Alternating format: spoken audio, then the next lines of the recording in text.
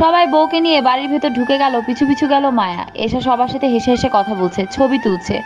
সবাই এসাকে কত রকম কথা বলছে, সেসব শুনে এসা লজ্জায় লতিয়ে যাচ্ছে। মায়া পুরনো একটা শাড়ি পরা, ছেঁড়া আঁচলে চোখ মুছে নেয় মায়া। সবাই আস্তে আস্তে চলে যাচ্ছে। রাবেয়া বেগম হেসে এসাকে নিয়ে উপরে উঠছেন ঘরে পৌঁছে দিতে। কারো ডাকে পেছনে ফিরে এসা মায়াকে দেখতে পায়। এই মেয়ে, তুমি এখানে কেন? অয়ন। সবাই এশার আশেপাশে এসে জড়ো হয়েছে। আদনান সাহেব বলছেন, কি হয়েছে মা, বলো। এই মেয়ে এখানে কেন? এই মেয়ে, যাও বলছি, বের হও এই বাড়ি থেকে, বের হও। এশা এসে মায়ের হাত ধরে টেনে মায়াকে সদর দরজার বাইরে বের করে দিল। মায়া পেছনে ফিরে তাকাতেই সবাই মায়ের দিকে থেকে মুখ ফিরিয়ে নিল। আস্তে আস্তে বন্ধ হয়ে গেল সদর দরজা। মা বলে ঘুম থেকে লাফিয়ে উঠল মায়া। সন্ধ্যা হয়ে এসেছে। কি ভয়ঙ্কর এক স্বপ্ন দেখেছে। এখনো কাঁপছে শরীর, ঘামছে অনেক। মাথায় হাত দিয়ে আশেপাশে তাকিয়ে দেখলো ও নিজের রুমটায় আছে, যে রুমটা ও আজ নিজের করে পেয়েছে। সারাদিন ঘর পরিষ্কার করে ক্লান্ত হয়ে পড়েছে। বিছানায় গায়ে এলিয়ে দিতেই চোখ লেগে এসেছিল। তারপরে এই স্বপ্ন। মায়া আস্তে আস্তে উঠে দাঁড়ালো। অয়ন এসেছে কিনা দেখতে হবে। ওয়াশরুমে যেয়ে মুখে চোখে পানি দিয়ে বেরিয়ে এলো।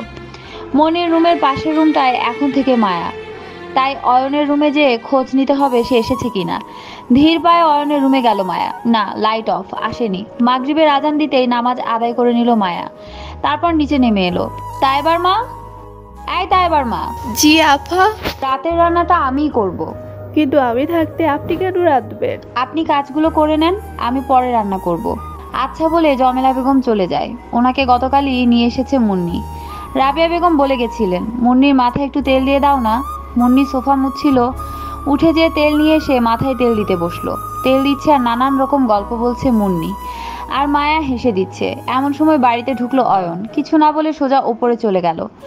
বেশ ক্লান্ত দেখাচ্ছে অয়নকে। মায়া মুন্নি থেকে উঠে এসে চুলগুলোকে কোনো রকম পেঁচিয়ে হনহন করে রুমে চলে এলো।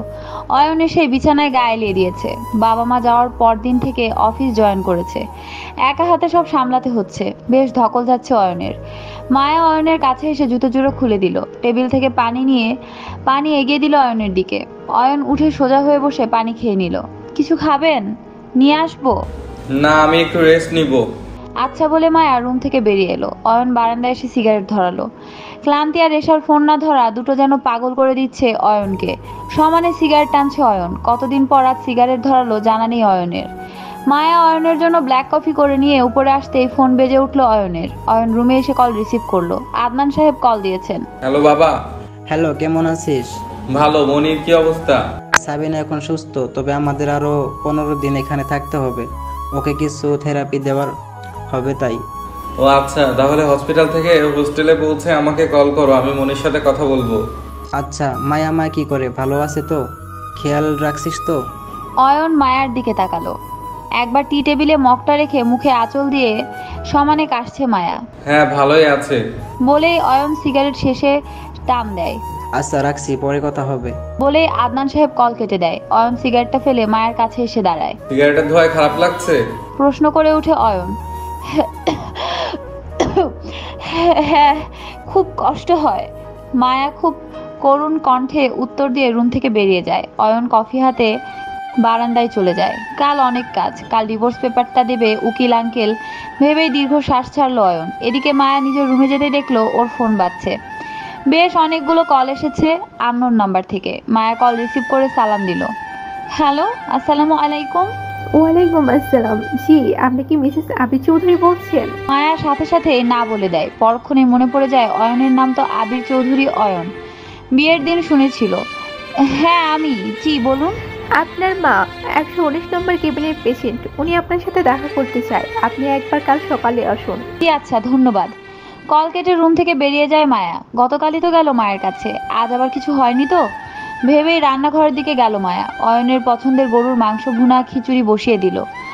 অয়ন কোনো রকম ফ্রেশ হয়ে শুয়ে পড়লো। শরীর যেন ভেঙে আসছে। একে তো কাল ডিভোর্স পেপার দিবে, তার উপর এসা কোনো রকম যোগাযোগ করছে না। আজ 2 দিনের বেশি হয়ে গেল। আর মায়ার বা কি হবে? বাবাকে ব্যাপারটা কিভাবে জানাবে? কোথায় থাকবে মাকে নিয়ে? ওই মামির কাছেও তো ফিরে যেতে পারবে না। ওই মহিলা মেয়েটাকে শেষ করে দিবে। নানা চিন্তা অয়নের মাথায় ঘুরছে। কিচ্ছু যেন ভেবে উঠতে পারছে না অয়ন। বিছানার মাঝখানে বসে আছে এশা, মাথায় বিশাল একটা ঘোমটা টানা। কটা বাজে জানা নেই, সে খেয়ালও নেই। মা বোনকে ছেড়ে চলে এসেছে। বড্ড মন পুড়ছে তার। তার চেয়ে বেশি খারাপ লাগছে আজ সব ঠিক থাকলে ও হয়তো অয়নের ঘরে থাকতো, কিন্তু এশার মনে কোনো এক জায়গায় ইমনের বসবাস, তা বেশ টের পায় এশা। কিন্তু অয়নকে কি জবাব দিবে, কি বলে রেহাই পাবে? না, অয়নও তো তাকে ধোকা দিয়েছে, সে একা দেয়নি। অয়নও তো ওই মেয়েকে নিয়ে দিব্যি আছে, সব দোষ ওই মেয়েটার, ওর জন্যই আজ নিজের চুল খামচে ধরছে এশা। ফোনটা কই হঠাৎই মাথায় এলো, হন্তদন্ত হয়ে ফোন খুঁজতে লাগলো। রুমে নেই ফোনটা, থাকবে কি করে? এশা তো আর জানে না ইমন ফোনটা রেখে দিয়েছে।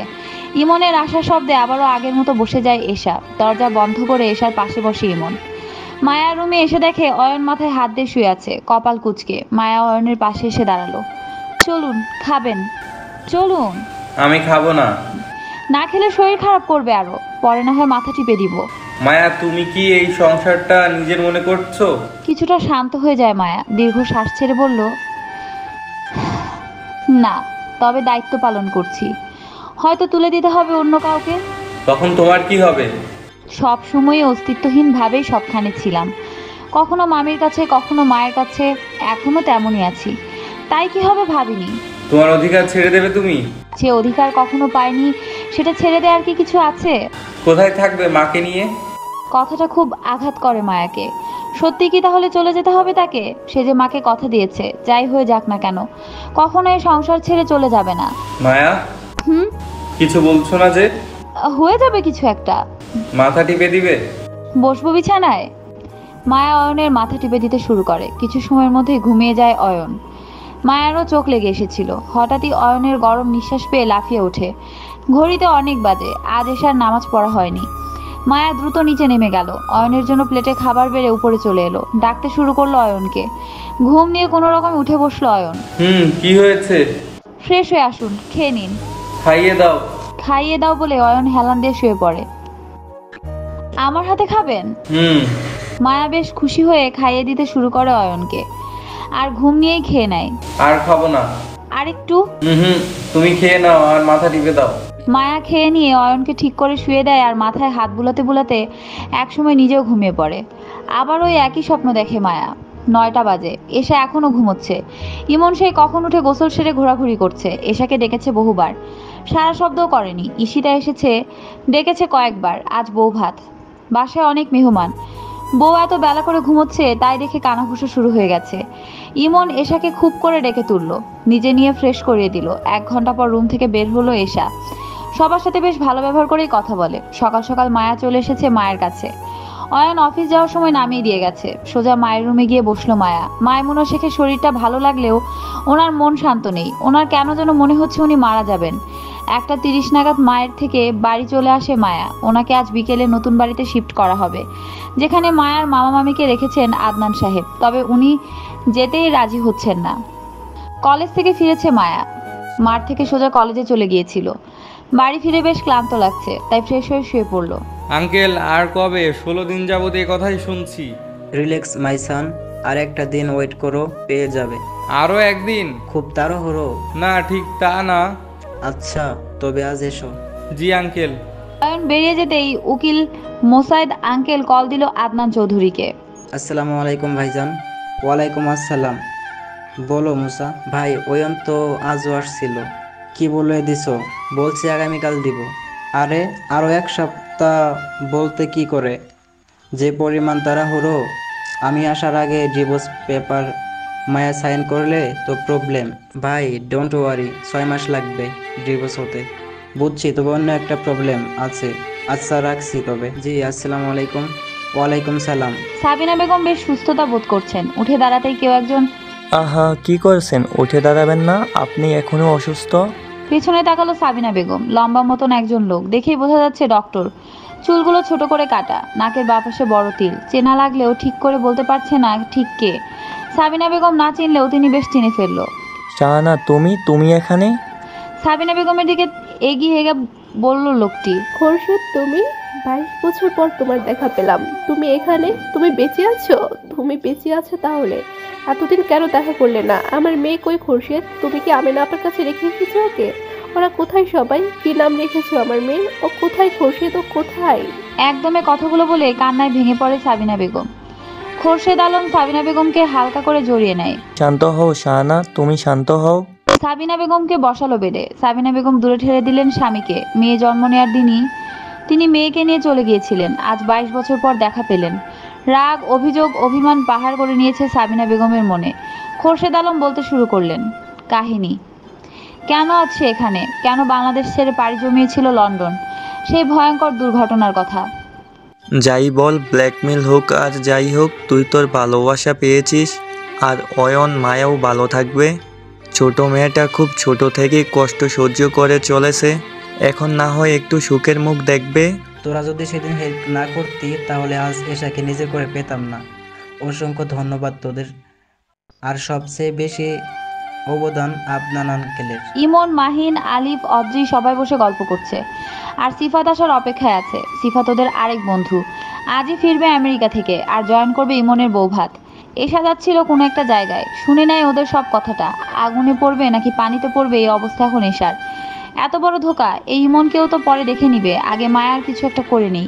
এই মেয়ের জন্য আজ এত কিছু হয়েছে, ও অয়নের জীবনে না আসলে এত কিছুই হতো না। হন্তদন্ত হয়ে রুমে যায়, তন্ন তন্ন হয়ে পুরো রুম খোঁজে, কোথাও ফোন নেই। হঠাৎ চোখ যায় অয়নের ক্রেডিট কার্ডটায়, হাতে নিয়ে মুচড়ে ধরে বসে খাটের উপর। সে যে মায়াকে সুখে থাকতে দিবে না তা সাজিয়ে নেয় মাথায়, এখন শুধু সময়ের অপেক্ষা। আজই যাবে মায়ের সংসারে আগুন লাগাতে। শাড়ি ছেড়ে 3 পিস পরে নেয়, গা ঢাকা দিয়ে বাড়ি থেকে বের হতে হবে, তাই কালো ওড়না পেঁচিয়ে কাজের মহিলাদের সাথে মিশে যায় এশা। শুধুমাত্র মায়াকে সহ্য করতে পারে না বলে আজ এতটা। অয়ন চলে এসেছে অফিসে, অন্য একটা কিছু ভাবতে হবে ওর। কিছু সময় থেকে আবারও বেরিয়ে যায় গাড়ি করে। প্রায় 25 মিনিটের মধ্যে চলে আসে এক অ্যাডভোকেটের কাছে, অ্যাডভোকেট আব্দুল মান্নান। আসসালামু আলাইকুম। ওয়ালাইকুম সালাম। আরে আবির চৌধুরী জি, এসো এসো বসো। জি ধন্যবাদ। কি ব্যাপার হঠাৎ আমার এখানে? আসলে আধ ঘন্টার মধ্যে আমার একটা ডিভোর্স পেপার চাই। বিয়ে করেছো? না মানে হ্যাঁ। কতদিন? আজ 16 দিন। এখনই ডিভোর্স পেপার? কতদিন লাগবে? দুইজনের সাইন নিলে তা সরকারিভাবে পাস হয়ে এতে 6 মাস লাগবে। 6 মাস? জি, তবে চাইলে তোমরা এই 6 মাস একসাথেও থাকতে পারো কিংবা আলাদা। ওকে দিন এখনই। মেয়েটাকে কোথায় বিয়ে করেছো বললে না যে? আমি বসে থেকে পেপারটা নিয়ে যেতে চাই। মান্নান সাহেব বুঝে যান আবির এ ব্যাপারে কিছু বলতে আগ্রহী নন। আধা ঘন্টায় তো পেপার দেয়া যায় না আসলে। আমি ডবল দেব। আচ্ছা দেখছি। 40 মিনিটের মধ্যে পেপার পেয়ে যায় অয়ন। খুশি লাগছে, তবুও কেন যেন ভেতর থেকে এক দীর্ঘ শ্বাস বেরিয়ে আসে। মায়ের মনটা কেন জানি না আজ খুব ভালো। অয়নের ঘরটা খুব সুন্দর করে গুছিয়েছে, তারপর একটা মেরুন রঙের শাড়ি পরে নেয়। বারান্দায় যেয়ে বসে প্রিয় গানটা গুনগুন করে গাইতে শুরু করে। ভালোবাসি, ভালোবাসি, ভালোবাসি, ভালোবাসি, এই সুরে কাছে দূরে জলে স্থলে বাজায় বাঁশি, ভালোবাসি, ভালোবাসি। হঠাৎই ফোন বেজে ওঠে মায়ার। টেবিলের উপর থেকে ফোন নিয়ে কল রিসিভ করে। হ্যালো মামা। মায়া মা, কেমন আছিস তুই? ভালো, তুমি? ভালোই আছি। তোর জন্য আজ নাকি তুই আমাদের বাসায় এসেছিলি দিদিভাইকে দিতে, তাহলে ঘরে ঢুকলি না কেন? এমনি মামা, কলেজে যাব তো তাই। তোর মামির জন্য? না, বললাম তো কলেজে যাব। জামাই কেমন আছে? ভালো। খেয়াল রাখে, ভালোবাসে তো? খুব ভালোবাসে। মা কেমন আছে মামা? ভালোই আছে, এখন ঘুমায়। আচ্ছা, তাহলে পরে মার সাথে কথা বলে নিব। রাখছি এখন। ফোন রাখতে না রাখতেই কলিং বেলটা বেজে ওঠে। জমিলা আপা, দেখেন না কে আসছে। চেঁচিয়ে বলে নিচে নামার উদ্দেশ্যে পা বাড়ায় মায়া। কে এসেছে মুন্নি? এদিকে ফিরে দেখো কে এসেছে। মায়া এসেকে দেখে চমকে ওঠে। কি চমকালে বুঝি? আরো চমকাবে, শুধু আজ রাতটা পার হতে দাও। এখন তো সন্ধ্যা, আর মাত্র কিছু সময়। কি বলতে এসেছেন বলবেন প্লিজ? উনি তো বাসায় নেই। তোমার উনির কাছে আসিনি, তোমার কাছে এসেছি। জি বলুন। অয়নের ক্রেডিট কার্ডটা রাখো। আর শোনো, আমি এসেছি অয়নকে বলতে হবে না, আমি বলে দিব। আসছি। এখনই চলে যাবেন? বসুন, কিছু মুখে দিয়ে যান। ন্যাকামি তো ভালোই পারো দেখছি। অন্যের সংসারে ঢুকে এসব করতে লজ্জা করে না?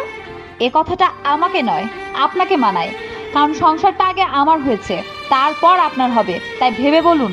বলেই মায়া মুচকি হাসি দেয়। এসে আরও রেগে আগুন। আর কিছু না বলে সোজা বেরিয়ে যায়, উদ্দেশ্য অয়নের অফিস। মায়ের কপালে বিশাল মাইর আছে। মাইর